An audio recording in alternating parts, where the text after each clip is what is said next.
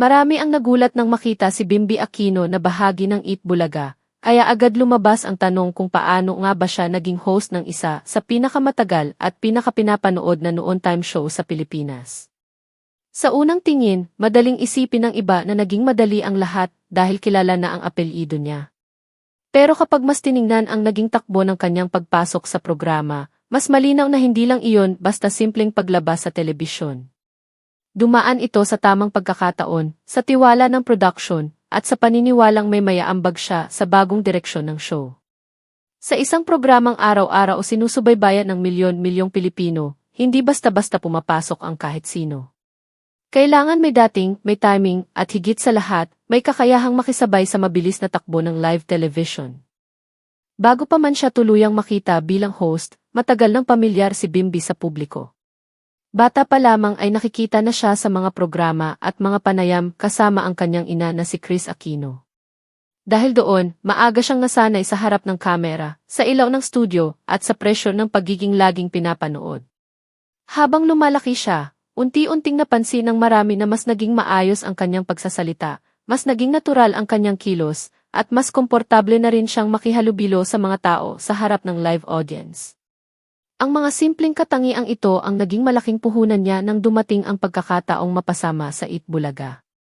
Hindi lahat ng lumaki sa showbiz ay agad nagiging handa sa live hosting, pero kay Bimby, may pundasyon na siyang dala mula pa noong bata siya.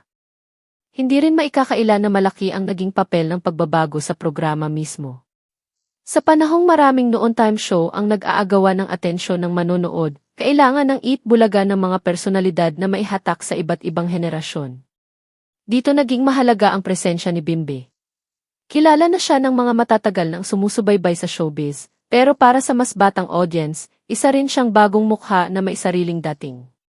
Ang pagpasok niya ay nagbigay ng panibagong interes sa programa, lalo na sa mga manonood na gustong makakita ng kombinasyon ng nostalgia at bagong enerhiya sa telebisyon. Sa ganitong klase ng show, mahalaga ang balanseng halo ng pamilyar at bago, at doon pumapasok ang halaga ng isang personalidad na tulad niya. Isa rin sa mga dahilan kung bakit naging usap-usapan ang kanyang pagpasok ay ang epekto nito sa social media. Sa bawat paglabas niya sa programa, mabilis kumalat ang mga clip, larawan, at maikling video na kuha ng mga manonood. Maging ang simpleng ngiti, biro, o reaksyon niya ay nagiging laman ng diskusyon online. Sa panahon ngayon, hindi na sapat na mapanood lang ang isang segment sa telebisyon. Kailangan din nitong mabuhay sa internet, at doon naging kapansin-pansin ang ambag ni Bimby. Ang kanyang presensya ay nakatulong hindi lang sa mismong programa, kundi pati sa pag-abot nito sa mas malawak na online audience. Kapag may personalidad na madaling pag-usapan sa social media, mas lumalawak ang usapan, mas dumarami ang nanonood, at mas tumitibay ang interes ng publiko sa show. Kapag pinanood ang kanyang mga segment, mapapansin agad na hindi siya mukhang pilit o nailang. Isa ito sa mga dahilan kung bakit mabilis siyang tinanggap ng maraming manonood. Hindi siya nagmamadaling magpatawa, hindi rin siya nagpapanggap na sobrang palabiro, kung hindi naman natural sa kanya. Sa halip, marunong siyang sumabay sa daloy ng usapan, makinig sa mga kasama, at magbigay ng tamang reaksyon sa tamang oras. Sa isang noon time show na puno ng biglaang biruan at mabilis na palitan ng linya, malaking bagay ang ganitong klase ng presensya. Hindi kailangang laging maingay para mapansin. Minsan, sapat na ang pagiging totoo. At sa kaso ni Bimby, iyon mismo ang naging dahilan kung bakit naging madali para sa audience na tanggapin siya. Isa pang mahalagang dahilan kung bakit naging epektibo ang kanyang pagpasok ay ang chemistry niya sa mga veteranong host. Hindi siya nagmukhang baguhan kahit sa mga unang linggo pa lamang niya sa programa. Madali siyang nakisabay kina Vic Soto, Jose Manalo, Maine Mendoza, Miles Ocampo, Reza Madizon, at iba pang hosts na matagal nang sanay sa live entertainment. Sa halip na pilitin ang sarili na maging sentro ng eksena, mas pinili niyang makisama sa ritmo ng grupo.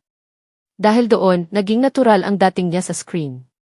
Para sa maraming manonood, iyon ang klase ng adjustment na hindi madaling ituro dahil kailangan nito ng kumpiyansa, timing, at pakiramdam sa mga taong kasama mo sa harap ng kamera.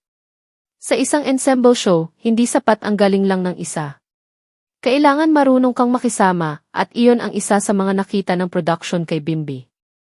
Isa sa mga madalas ding pag-usapan ay ang magandang samahan nila ni Riza Maedizon.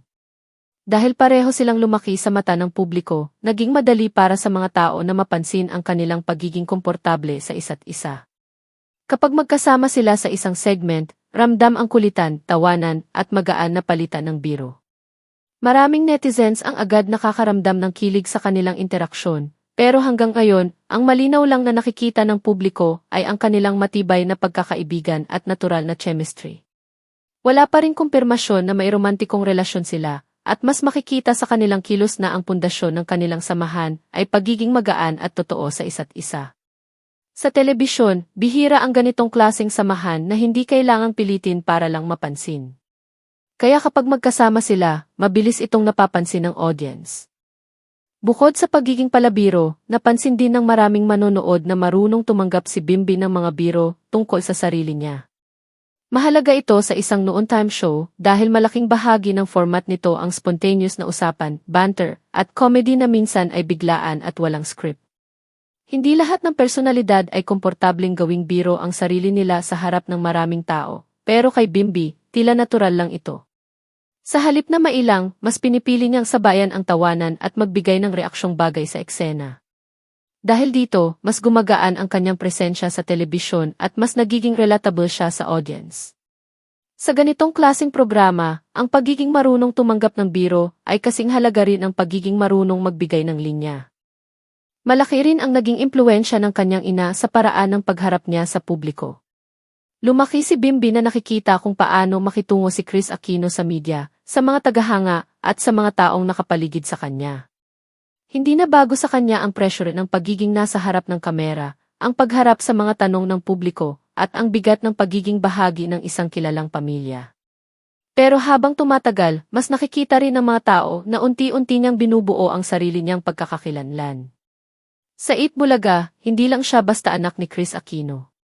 Nakikita siya bilang sarili niyang personalidad, may sariling dating, sariling timing, at sariling paraan ng pakikisama. Iyon ang mahalagang bahagi ng kanyang pagpasok sa show, dahil hindi lang siya sumasabay sa pangalan ng pamilya niya, kundi unti-unti rin niyang ipinapakita kung sino siya bilang isang host. Sa mga pinakahuling paglabas niya sa programa, patuloy pa rin siyang nakikita sa iba't ibang segment at espesyal na presentasyon. Ipinapakita nito na nananatili ang tiwala ng production sa kanyang kakayahan at sa magandang pagtanggap ng mga manonood. Hindi man siya araw-araw ang nasa gitna ng atensyon, malinaw na isa siya sa mga personalidad na nagbibigay ng panibagong kulay sa show. Sa isang programang matagal ng bahagi ng araw-araw na buhay ng maraming Pilipino, mahalaga ang mga bagong mukha na marunong rumespeto sa tradisyon habang nagdadala rin ng bagong enerhiya. Sa bawat paglabas niya, mas lalo ring lumalalim ang interes ng publiko kung hanggang saan paaabot ang kanyang papel sa programa. Kung susuriin ng mabuti, ang tunay na dahilan kung bakit naging host si Bimbi Aquino ay hindi lang dahil kilala na siya ng publiko. Mas mahalaga ang ipinakita niyang kakayahang makibagay, matutong makisama sa mga veteranong host, at magbigay ng natural na entertainment sa bawat pagkakataong nasa harap siya ng kamera. Hindi niya kailangang pilitin ang sarili para mapansin. Ang naging puhunan niya ay ang pagiging komportable sa sarili, ang tamang pakiramdam sa mga kasama, at ang kakayahang magbigay ng presensyang madaling mahalata ng manonood. Sa isang show na mabilis ang takbo at laging may bagong eksena, malaking bagay ang host na hindi lang basta nandyan, kundi host na marunong magdala ng enerhiya nang hindi nawawala ang pagiging totoo. Sa ganitong paraan, naging mas malinaw kung bakit mabilis siyang tinanggap ng marami. Sa gitna ng mga pagbabago sa noon-time television, ang presensya ni Bimbi ay naging paalala na minsan, ang pinaka-epektibong host ay hindi lang iyong maingay o palabiro. Minsan, mas tumatatak ang isang taong marunong makinig, marunong sumabay, at marunong magdala ng natural na enerhiya sa bawat eksena. At sa Eat Bulaga, iyon mismo ang naging dahilan kung bakit patuloy siyang napapansin at patuloy na pinag-uusapan ng publiko. Hanggang sa mga pinakahuling paglabas niya, dala pa rin niya ang parehong interes mula sa mga tagahanga at mga manonood na gustong makita kung paano palalawak ang kanyang papel sa programa.